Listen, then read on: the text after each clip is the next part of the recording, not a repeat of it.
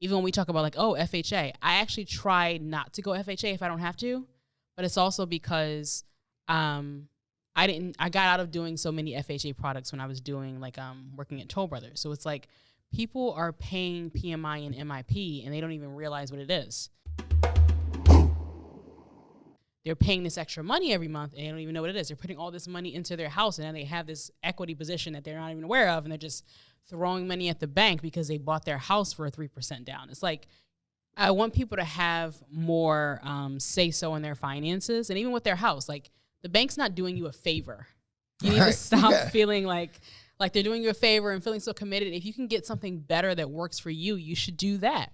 And it's like, I feel like a lot of us don't know that. We feel like lucky that we got this house. And that's like, that is the attitude there. Like, oh, thank goodness they gave it. Yeah. Yeah, I got a 6%, but they gave it to me back when nobody else would. Like, who? Yeah, that's not a favor. This is loan sharking.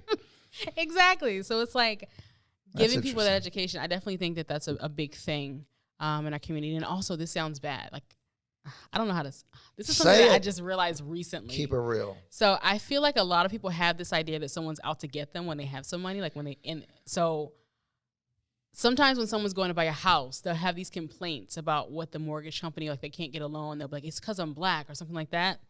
And I'm like, I know you don't realize this, but like since 2015, a lot of rules have been put in place. So it's like some things are really cut and dry. It's not just about you make $200,000, but you have like $100,000 in debt that you pay. It's like some people don't seem to be open to realizing that sometimes there's a deeper reason for something, and maybe they should dig into that and not just necessarily get on the defense of like, this loan officer is asking me for a letter of explanation for all these bills that I didn't pay because he's racist. I'm like, right.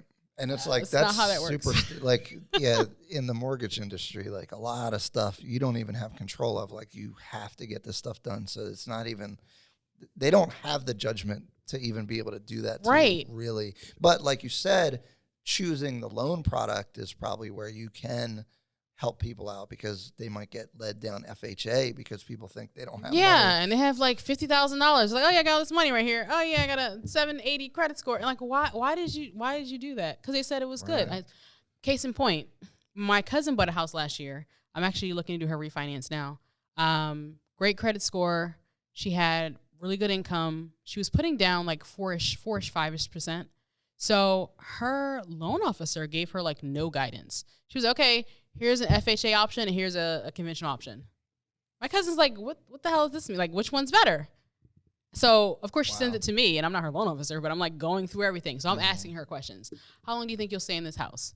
What do you think you're going to do to this house? What do you think? So I got her into a conventional product because she's actually right now, she bought this house last year. I'm looking to see if I can get her out of her mortgage insurance already. Right. Meanwhile, because she got a new kitchen, new bathroom, bought a new roof. Like, she did all this stuff to this house, and the area is getting better. So she's like this close. And her rate's going to go from like a 4.125 to like a 3.25. So it's like, if she would have stayed in an FHA product and we kept her there, you're going to have mortgage insurance forever. So it's like you're paying this extra money that you're just throwing out of the window because you don't know any better. So it's like there's not a lot of guidance being given to people of why maybe you should choose another option. It's not always just about the dollar amount, because the conventional product might have looked like it costs like $5 more. And you're like, oh, no, I'll take this other deal. But it's like, no, that's not really a better deal. It depends on who you are. What do you think the solution is for that? Because how would people know about, certain stuff seems complicated, but other stuff seems kind of basic. So like, what do you think the responsibility is of the individual to know what they're getting into versus like the people doing the mortgage for someone?